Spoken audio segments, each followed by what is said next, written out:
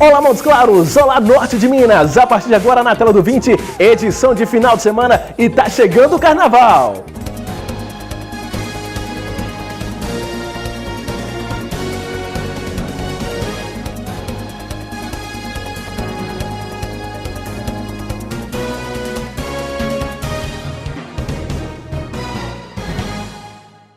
Afirma-se que o medo é o maior inimigo do homem. Viviane Carvalho fala sobre o assunto com o Dr. Salviano Macedo. Medo. Eu tenho. Você tem medo? Doutor Salviano, medo. Todos os tipos de medo quer dizer síndrome do pânico? Não. Nós temos vários tipos de medo. Existe um medo natural criado por Deus para nos proteger de algo. Então, toda vez que estamos diante de qualquer circunstância ameaçadora, e vai desenvolver um mecanismo de defesa chamado medo. Isso é comum. Isso é muito comum. A defesa. É a defesa. Mas existe a ansiedade, é um medo, como nós falamos num programa anterior, é o medo do futuro, é o medo do que vai me acontecer no futuro. Existe a angústia, que é um medo, só que a angústia é um pouco diferente. A angústia está muito associada à síndrome do pânico. Por quê? Porque a angústia, a ansiedade, eu tenho medo do que vai me acontecer. Na angústia eu tenho a sensação de que algo está me acontecendo. Então nós temos o medo natural, nós temos a ansiedade, nós temos a angústia, nós temos as fobias, que é um medo irracional de algo. Tem pessoas, por exemplo, que têm um medo horroroso de barata. Tem pessoas que não podem ver cachorro. Tem pessoas que não têm medo de peixe. Eu tenho medo de galinha, daí isso eu tiro. Justamente. No galinheiro, sabe? Na panela, não. Tem medo de galinha, tem pessoas que têm medo de sapo, enfim. Várias fobias, medo de altura, medo de lugares abertos, medo de andar de O medo está relacionado a traumas, então? A traumas. A fobia está relacionada a traumas. A fobia ela é traumática, porque se dá em forma de repetição. E como que a pessoa pode lidar com esse medo que é ligado à síndrome do pânico? Que é o medo iminente da morte, aquele medo que quando vem a crise, vem demais, a pessoa não sabe como lidar com isso. Eu tenho uma irmã que tem síndrome do pânico. Nós sofremos muito em casa com isso, porque a gente não sabe como lidar com ela, entendeu? Como lidar com a pessoa que tem essa doença, doutor? Veja bem, diante da sua irmã, o que você tem que fazer? Primeiro, alcançá-la, abraçá-la e acalmá-la. Por quê? Porque quando a pessoa está sofrendo a síndrome do pânico, ela não acha que vai morrer, ela sente que está morrendo naquele momento. É por isso que ela fala, cuida da minha filha, cuida dos meus pais, porque a sensação de que vai ter um infarto, a sensação de que ela vai morrer naquele momento. Acabou ali para ela. Acabou naquele momento.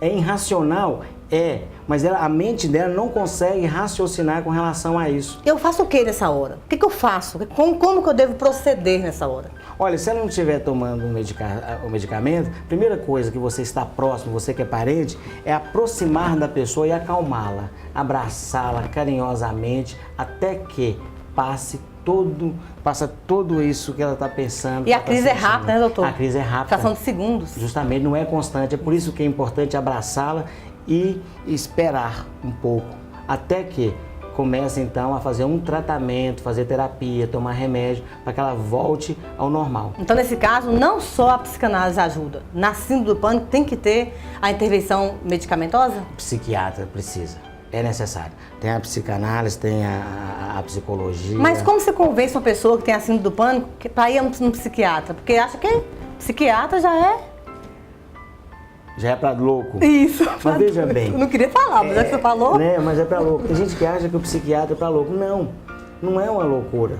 Essa intervenção medicamentosa tem que haver. Uma pessoa que tem síndrome do pânico, indiferente qual que é a doença dela, ela tem que colocar na cabeça, eu preciso de cuidado. Eu tive uma paciente, por exemplo, que ela tinha 12 anos sofrendo a síndrome do pânico. Tem cura? Quando ela chegou para consultar comigo, tinha 12 anos que ela não saía de casa. Tem cura? Tem cura. Primeiro a pessoa chegar a essa conclusão, eu preciso de um tratamento. Entender que está doente. Entender que ela está doente e que ela precisa urgentemente de um acompanhamento psicológico, precisa urgentemente de uma intervenção medicamentosa para que ela se livre desse pânico. De onde origina a síndrome do pânico, doutor? É algo que vem da depressão? Algo mais... Começa de onde? É uma crise que a pessoa passa a partir de um assalto, por exemplo, de um trauma muito grande que ela sofre? Justamente. Ela pode ter um trauma quando criança, ela pode ter um trauma quando lhe assaltaram já na fase adulta, ela pode ter sido assaltada dentro da própria casa, ouviu algo assustador e o susto ficou impregnado no seu inconsciente. De repente, ele surge na sua consciência e leva ele a ter medo. O medo de quê? De que algo vai lhe acontecer urgente, naquele momento. Não é medo de que algo, como eu falei, do medo, da ansiedade, eu tô com medo de que algo vai acontecer comigo amanhã ou na semana que vem, não. Ele é como angústia. Vai estar acontecendo algo comigo urgentemente. Então esse é o medo da pessoa. Gente, e a síndrome do pânico leva ao sofrimento familiar. Porque todo mundo que está envolvido com essa pessoa acaba sofrendo. Porque é algo que você não consegue, não depende diretamente de você para curar aquela pessoa, não é? Não depende. Depende de um tratamento mesmo. E ela tem que aceitar. Tem que aceitar. O tratamento, essa intervenção medicamentosa, é preciso uma intervenção psicoterápica, tudo isso é necessário. Tudo isso é necessário. Se não houver, a pessoa vai passar a vida inteira com a síndrome do pânico. E essa síndrome do pânico, toda vez que lhe acompanhar, que chegar-lhe, o que vai acontecer? Ela vai ter a impressão de que está morrendo, ela vai ter a impressão de que o mundo está acabando, vai ter a impressão de que ela está partindo dessa terra. Nossa, é angustiante. É isso aí, pessoal. Quem quiser saber mais sobre o assunto ou sugerir outros temas, mande um e-mail pra gente no endereço que aparece aqui na tela. Até o próximo programa. Os Ladrões do Tempo são eventos que acontecem e que têm o poder de nos distrair. Às vezes, nos rendemos sem perceber. Gregório Ventura dá dicas sobre gestão do tempo aqui no quadro Coach na Tela. Coach é na tela do 20. Aqui você desenvolve o seu potencial. Quantas horas? Tempo. Gente, tempo. Nossa, preocupação com o tempo, né? As horas estão passando tão rápidas. Você já viu aquela expressão? Eu gostaria de ter mais do que 24 horas. Eu também queria ter mais de 24 horas. Deus foi justo com todo mundo, deu 24 horas para você, deu 24 horas para mim. A grande questão é que algumas pessoas sabem utilizar melhor o seu tempo. Elas conseguem ser produtivas com as 24 horas que Deus lhes deu. Eu quero dizer para você que, em primeiro lugar, você precisa saber quais são as suas atividades de alto impacto. Você precisa pensar em todas as suas atividades que você faz durante o dia, durante a semana, aquelas que você é necessário para atingir suas metas, e aí você vai separar as atividades A, que eu chamo de atividades de alto impacto. Existem as atividades B, que são as atividades de baixo impacto. Eu diria que tem atividades que elas são absolutamente necessárias para você. Muitas vezes nós fazemos coisas que poderiam ser atividades D, sim, atividades delegáveis, que poderiam ser atividades que outras pessoas poderiam fazer.